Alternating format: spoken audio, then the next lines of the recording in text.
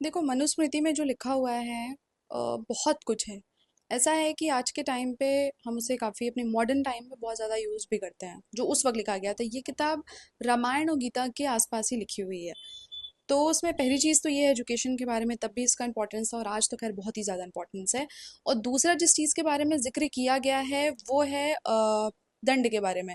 कि अगर कोई राजा है, उस वक्त अगर कोई राजा है और उसकी प्रजा में कोई गलत काम कर देता है या कुछ ऐसा जो नियम के विरुद्ध है, तो उस पर स्ट्रिक्ट एक्शन लिया जाएगा। और आज के टाइम पे कई सारे पॉलिटिकल लीडर्स हैं, काफ़ी लॉज है हमारे पास, सेक्शन है, आर्टिकल है, कोर्ट है।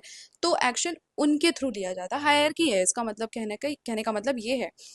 तीसरा आता है जो मुझे पर्सनली बहुत अजीब सा लगा, वो था कास्ट डिस्क्रिमिनेशन।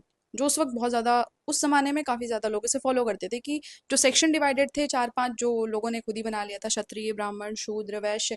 तो उनके जो कर्म थे वो उसके अकॉर्डिंग डिवाइडेड थे। और अगर उनमें अगर कोई छोटी जात का आदमी बड़ी जात वाले को अगर कुछ बोल देता है तो उस पर एक्शन लिया जाएगा, ऐसा उस वक्त लिखा गया था। अब चौथा जो कड़ी मेरे को पर्सनली बहुत अजीब लगी वो ये थी वुमेन के बारे में। अच्छा, फेमिनिज्म के बारे में भी काफ़ी जिक्र है उस किताब में, जो आज के टाइम पे सोशली बहुत ज़्यादा एक्टिव है। और वुमेन के बारे में जो नेगेटिव एस्पेक्ट ये रहा कि जब औरत है, वो बच्ची है अगर, तो उसको अपने पिता के अधीन रहना है। बड़ी हुई तो अपने भाई के, शादीशुदा हुई तो पति के, और अगर बूढ़ी हुई तो अपने बेटे के। मतलब एक औरत को आगे बढ़ने के लिए हरदम किसी ना किसी पुरुष की ज़रूरत पड़ेगी, सहारे के तौर पे।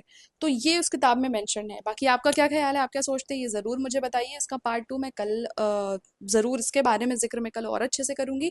तब तक के लिए तपस्या टिल्स फॉलो करते रहिए।